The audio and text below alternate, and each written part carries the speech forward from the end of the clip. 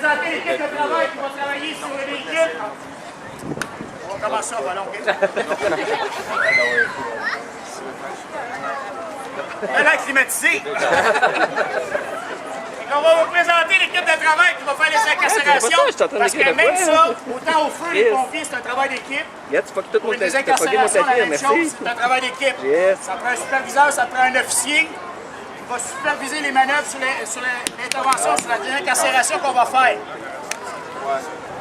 Habituellement, à partir de la caserne, en arrivant sur les lieux de l'accident, on peut parler de 8 à 10 minutes, la personne est remise à urgence santé et est partie vers les hôpitaux de la région. On parle de 8 à 10 minutes maximum. Que ce soit n'importe quelle manœuvre qu'on a à faire, que ce soit d'enlever le toit, que ce soit de briser les portes, que ce soit des rabattes, ça prend à peu près 5 à 10 minutes, c'est fait. On va essayer de ralentir la manœuvre pour démontrer un petit peu le travail qu'on va avoir à faire. Si vous avez des questions après la présentation, on va être à la table ici, on va être à l'entour du véhicule, vous pouvez venir nous poser vos questions. Ceux qui veulent prendre des photos avec le véhicule tout overallé, il n'y a pas de problème. Après, on va s'installer à l'entour, les pompiers, si vous voulez prendre des photos, on va en prendre. Ça marche-tu? Oui, je l'ai vu live. Ça marche-tu? Je l'ai vu live sur Je vous présente l'équipe qui va travailler sur le véhicule sous la supervision du lieutenant Éric Lacroix. Moi, je me tiens sur le long, tout le long, parce que là, moi, je m'en suis fait La différence au niveau Casmo, le gigant. un officier des cajons, des pompiers. Lui, il va à la supervision des choses. On va avoir le pompier 275, Gilles Livet.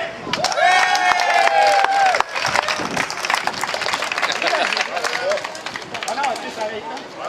305, Sébastien Lortie. 379, Mathieu Meilleur. 286, M. Michel Dufour. Tout ce que je sais, c'est lui qui me l'a montré. Si vous avez jamais les... Hey, c'est pas vrai, qu'est-ce qu'il dit, c'est lui. OK? Moi, je fais juste le speaker. Et, comme je vous parlais de calendrier tout à l'heure, M. Mars 2009-2010, M. Maxime Péloquin-Houle.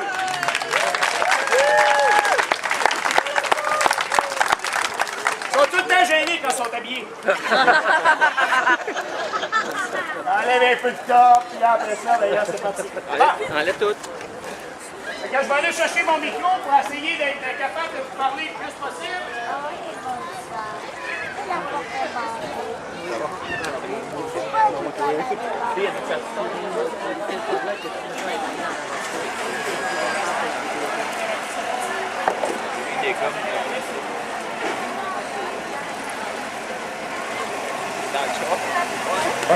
Un, deux, est-ce que tout le monde m'entend mieux comme ça?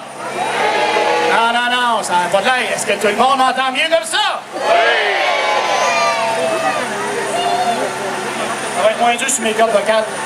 Émilie, ça va bien? Je ne peux pas se poser d'entendre. T'es sonorisé. T'es accidenté, t'es pas supposé. OK, c'est parti. Fait que je vais essayer de vous décrire au fur et à mesure que l'intervention va aller. Donc, monsieur le lieutenant, comme vous voulez. N'oubliez pas, on est supposé être 250. Moi, on a atteint pas mal de 250. Je vous remercie beaucoup. C'est ma famille qui va être contente.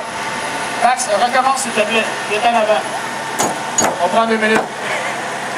Le premier arrivé sur les lieux, le pompier, pourquoi il s'en vient en avant du véhicule? C'est pour prendre contact avec la victime qui est en avant. Il demande à la personne de regarder en avant. D'un coup, il y a eu un choc au niveau de la tête. Donc, vous gardez sa tête et son cou le plus droit possible. Donc, elle regarde en avant. Par la suite, il va se diriger vers le derrière du véhicule pour être capable de rentrer à l'intérieur et d'aller rejoindre la personne qui est en dedans, afin de la rassurer. Avant que le pompier rentre à l'intérieur du véhicule, les autres vont faire quoi? Ils vont stabiliser le véhicule. Ils vont mettre des blocs au niveau des 4 roues pour être capable de stabiliser le véhicule afin qu'il n'y ait plus de mouvement, soit de gauche à droite ou d'en avant en arrière. On va venir immobiliser la suspension du véhicule.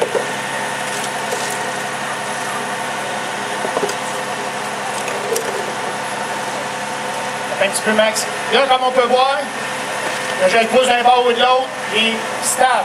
Donc, Maxime va faire quoi? Il va briser. Je vais demander aux personnes alentour à côté de faire attention. On va briser la vitre en arrière. Comme vous avez pu voir, c'est une vitre qui explose en morceaux. Donc, on va faire de l'espace pour que le pompier Péloquin puisse aller rejoindre la personne à l'intérieur afin de la sécuriser. Pour les besoins de la démonstration aujourd'hui, la personne est bien assise à l'intérieur, mais d'habitude, quand on arrive, c'est un petit peu plus paniquant. La personne est blessée, la personne est sous le choc, donc c'est un petit peu plus difficile l'intervention. Le pompier Péloquin va aller la rejoindre, va stabiliser sa tête, il va mettre une couverte par-dessus elle afin de la protéger contre tous les travaux qui vont être effectués par la suite. Le pompier Péloquin va faire quoi? Il va mettre le véhicule au parc, il va sortir les clés, il va les remettre à l'officier qui est commandant. Pourquoi? Parce qu'aujourd'hui, les modèles de véhicules, on parle ici des années 90, mais aujourd'hui, on a des clés intelligentes. Donc, les clés doivent être à au moins 25 pieds du véhicule pour éviter tout déclenchement au niveau des coussins, des airbags, là, des coussins de... des airbags.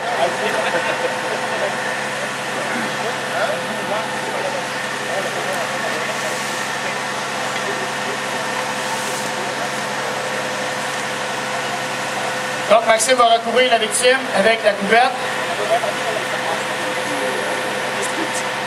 OK.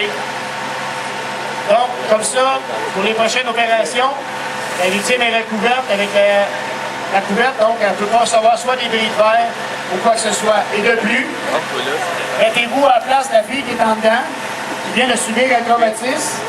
Elle va entendre tout le craquement, les brillements de vitre. On va couper les portes, on va couper le toit. Elle ne sait pas ce qui se passe dehors. Elle ne sait pas si c'est sa jambe qui a fait craque ou c'est le toit.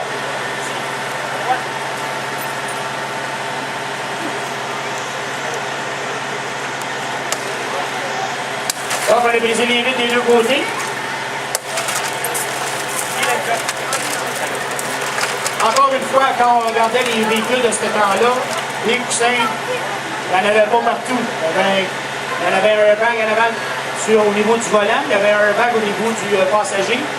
Mais aujourd'hui, les modèles ils ont des rideaux, ils ont des coussins directement dans les portes. Donc, c'est important, avant de faire n'importe quelle coupure sur le véhicule, de dégarnir les poteaux à l'intérieur. On a déjà encore nous, on a le poteau A, le poteau B, le poteau C, les trois poteaux de côté, les trois montants.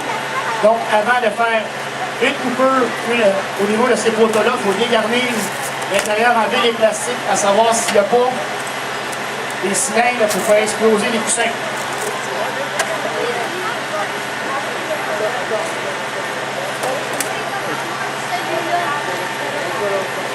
Donc, le pompier qui est devant le véhicule, lui, va s'assurer d'ouvrir le capot et aller débrancher tous les fils de batterie afin de ne plus avoir aucun courant sur le véhicule afin de travailler sécuritairement dessus.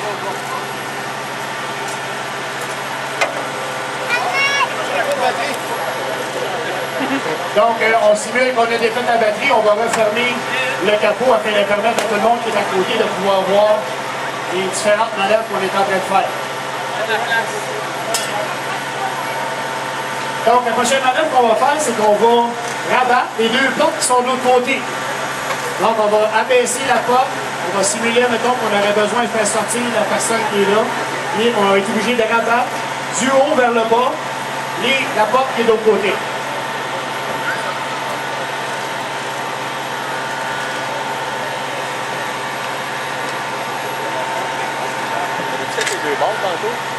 Donc, encore une fois, comme je mentionnais tantôt, le lieutenant Lacroix qui supervise les opérations, lui s'assure d'être en retrait, lui s'assure d'être capable de voir si les pompiers font le travail correctement, et de s'assurer que la manœuvre qu'on a décidé avec l'urgence santé, donc des accidents, on est tout le temps répartis en même temps que l'urgence santé. Donc, l'information qu'on reçoit de l'urgence santé sur la victime à l'intérieur est importante. Ça va nous donner le délai. Ça va nous donner le temps qu'on est obligé de prendre pour être capable de sortir la personne de là.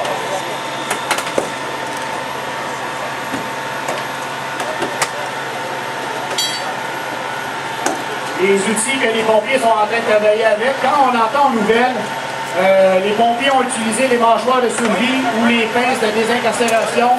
C'est l'outil que Mathieu a dans ses mains ici. Cet outil-là pèse à peu près 75 livres. Donc, si vous voulez le prendre dans vos mains tantôt pour essayer de le soulever, imaginez-vous donc ceux qui ont à travailler avec, des fois à bout de bras. Donc, ce n'est pas nécessairement toujours facile. Aujourd'hui, on a une victime qui se porte bien. Des fois, on entend des cris, on a plusieurs victimes, on n'a pas nécessairement tout le temps juste une personne. Donc, le stress de l'intervention. Pas déjà fini?